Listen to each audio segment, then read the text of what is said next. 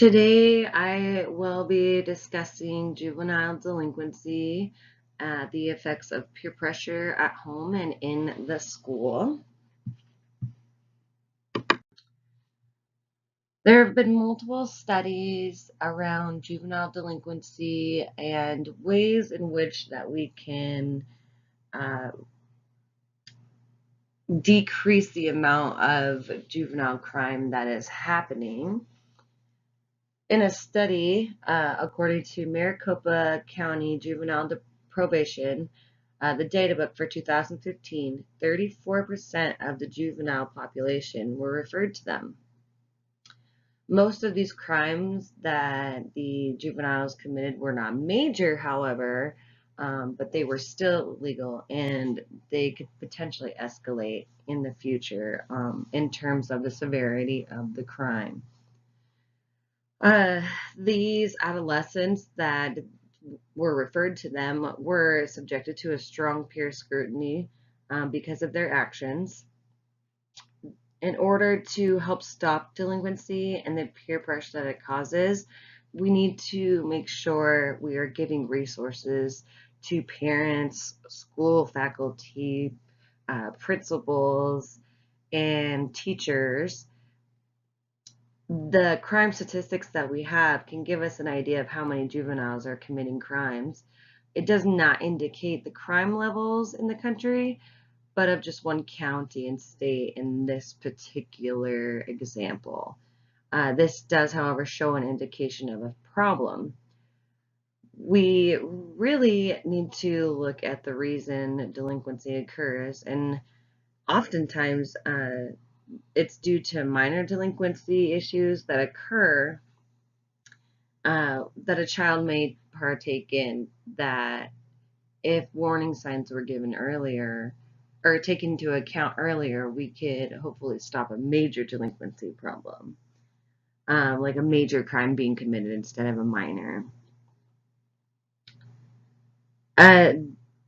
We need to be able to identify key issues, like I said early on, and then being able to have the resources to give aid to anyone involved in the teen's life, even the teen. This could include anybody of their support system, like parents, caregivers, friends even, and also those in like formal support areas such as like principals, teachers, and also like law enforcement officials.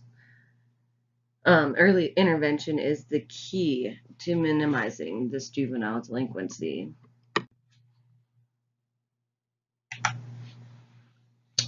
Some of the causes of delinquency.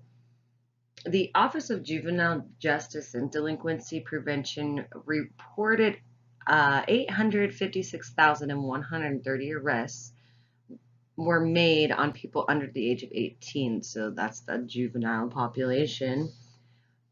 The delinquency is a result and a causing factor of multiple things: insufficient education, peer pressure, substance abuse, and also having a lack of a strong moral guidance. So without strong morals being taught, values and the difference between right and wrong is a clear indicator of somebody that may possibly commit juvenile crimes. The peer delinquents that we are looking at foster negative behaviors and can quickly influence many others around them. The negativity, the wrongdoing can be easily put onto another adolescent who is involved with what some might call the wrong crowd.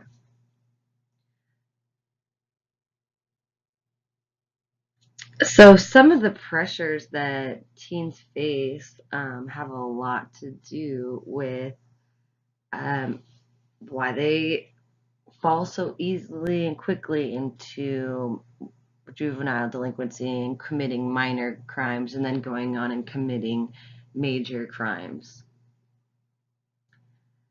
Some of the statistics that we have that Weckel 2017 found that were 19% of teens would give up using their phones while driving if their friends also did. So this might be a simple little example, not necessarily crime related, even though it is illegal. It's not a major crime, but it just shows some of the influence that peers actually have with adolescents, and the choices that these peers make can greatly affect their choices in their life. Another statistic is while 23% of teen girls felt pressured to have sex, 30% of teen boys felt pressured as well. So boys are actually more pressured than girls percentage wise to have sex. You can look at that from two different areas. Um, some say that it's the man thing, it's the manly thing, and that's how you earn your stripes as a male, as to have sex. And then also on the other side of that, girls feel pressure to have sex for a multitude of reasons. They're in a relationship, their girlfriends have done it, and it's like a rite of passage for them as well. But more so, we see that in teen boys. 55% of the teens who tried drugs for the first time did so because their friends told them to. So this shows a high impact of what others think about us, especially in our adolescent years, greatly influences the decisions that we make and why we make them. 70% of teens began smoking because they felt pressured or their friends already smoked. So those around them were smoking and they felt it was the thing to do in order to fit in a sense.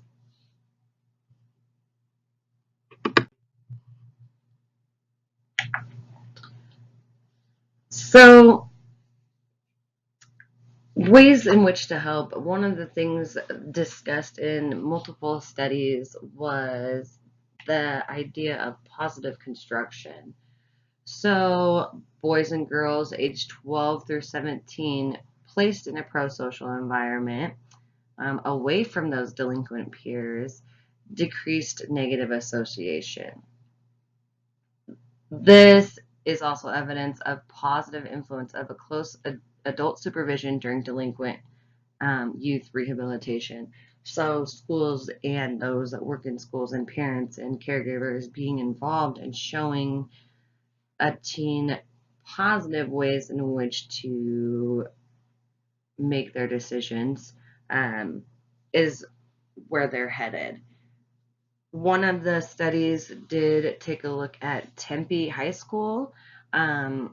There, they created a positive construction in a sense that they have teen court. It's a restorative justice program which aims to positively influence delinquent youth by allowing peers to judge them in a case setting, case by case, like jury setting, for when they do minor things and have to face the consequences. Also, this study took the research of a study that interviewed incarcerated juveniles. The study found the relationship being in school or being kicked out of school and the effects that it had actually on the juvenile and their probability of committing delinquent acts and becoming incarcerated. So a couple of examples are one of the juveniles whose age is 16. His identity is anonymous. But when he was interviewed while incarcerated, he said, "I got kicked out of school.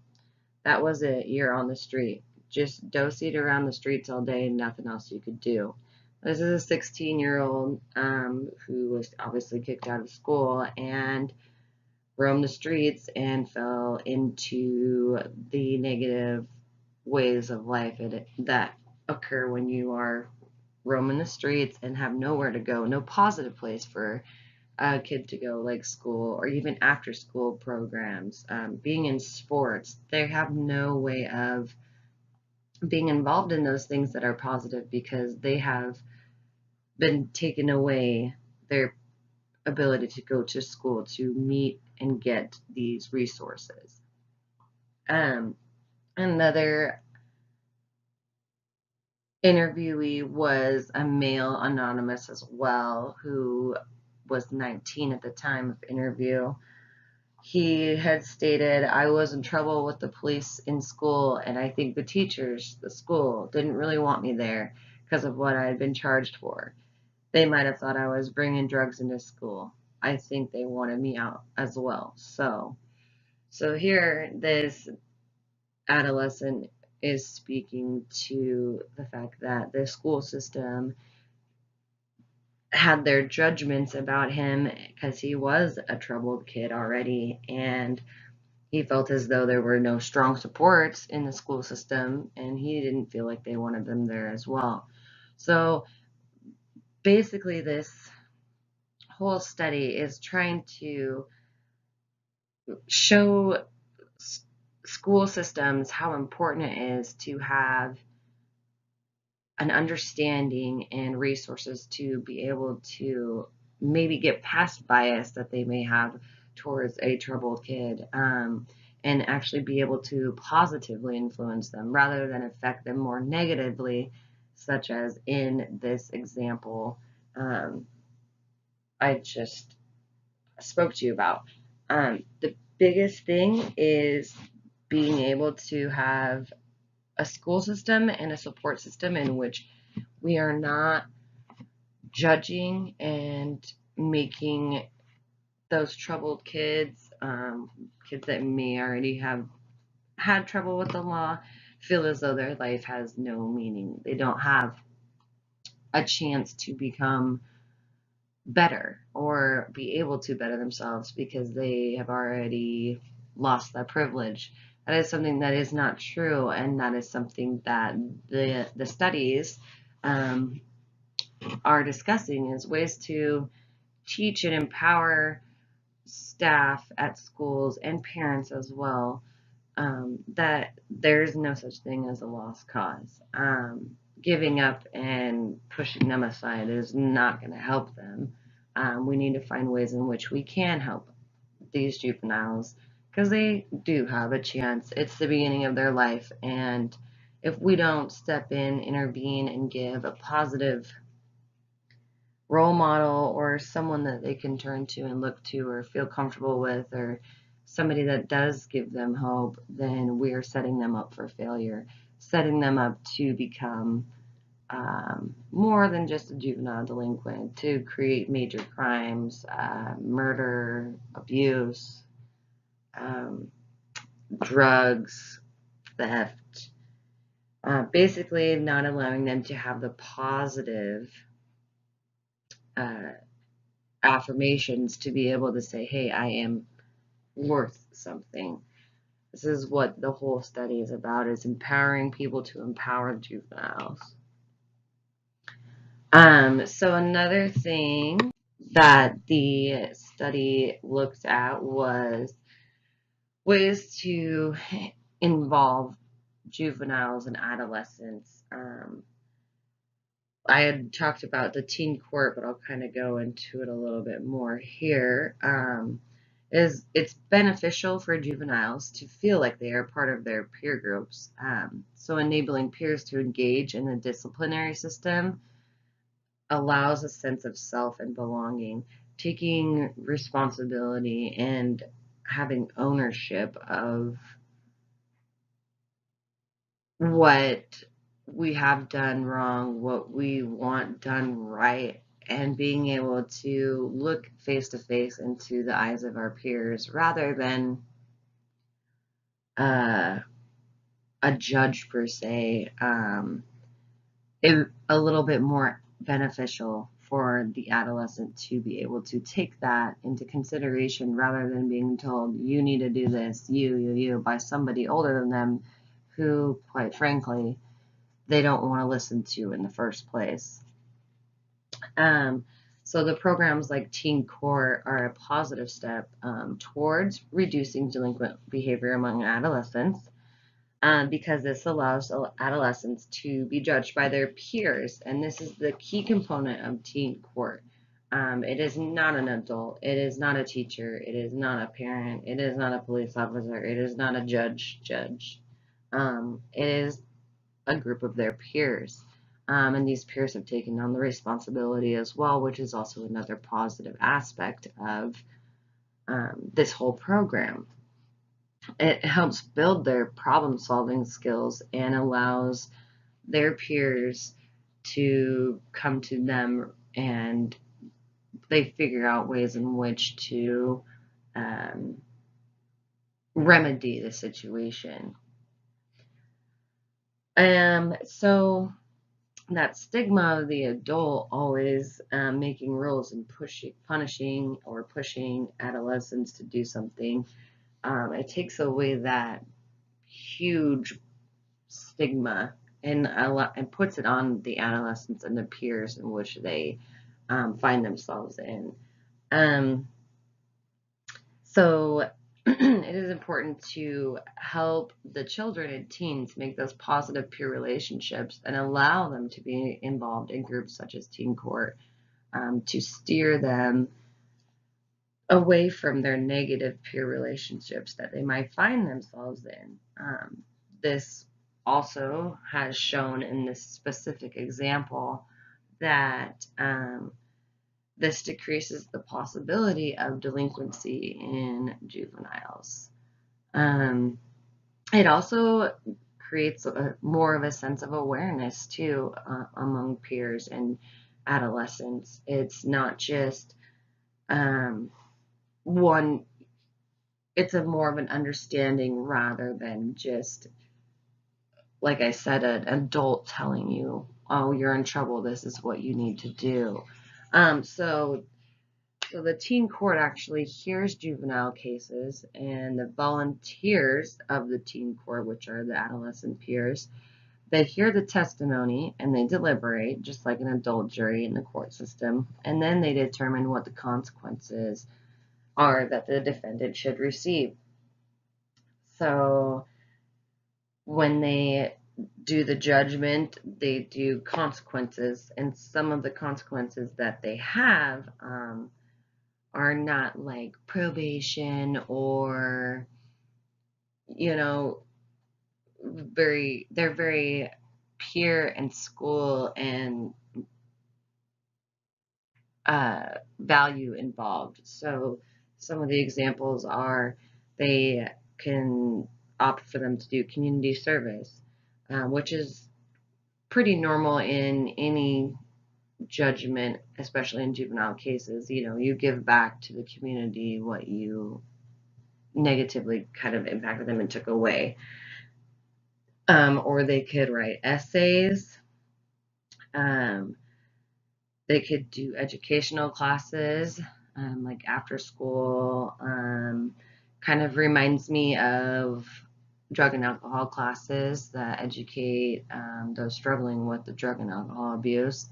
The educational classes in other cases for juveniles could be something to the effect of struggling with peer relationships, struggling with adult relationships, feeling of identity, and then also it could involve drug and alcohol abuse as well, depending on the situation of the delinquent or adolescent. They also include letters of apology. And then also one interesting thing is another option is they have them do research projects. So by doing research projects, they can inform themselves of things that they may be going through that have actual basis, and they can understand more why they do what they do, or they could see the statistics as well of, oh my gosh, if I keep doing this, this is where I may end up, this is where I could end up, and this is the road I'm headed on. And that statistically, I mean, that is research that they can see with their own eyes and be able to put that into perspective. If an adult is telling a juvenile, hey, this is what's going to happen, man, it's kind of unlikely that they're really going to listen, unless it's a peer, or they have to do that research themselves, or they have to live that experience themselves. What we're trying to do is get away from living that experience, stopping it before it becomes a major problem and they are sent to juvenile detention, and their future is turned a little bit more meek than any other adolescent their age that is not going down the negative path. Um, so really, all in all, this research was pivoted towards school systems and support systems, and the adolescent, and getting the adolescent involved and putting together pieces of the puzzle so the adolescent doesn't feel as though they have no say in their peer relationships, since peer pressure is such a growing issue. Having peer relationships in a positive manner could actually help us to hopefully solve earlier on the issues at hand and get the adolescent more bought in. Having buy-in from the adolescent is the only thing that's going to keep them from pushing forward down the wrong path. All in all, this was wonderful research. The next slide is just the references that I have. They're very interesting articles, and there's a lot of great things that could come of it. I feel as though we could take all of this. This one study was just, the teen court was an example out of Tempe, Arizona, like I said. But more and more schools are finding that in having teen influence is impacting positively on the delinquency of the adolescents that they have. Thank you so much, and please relate to the questions that I have posted.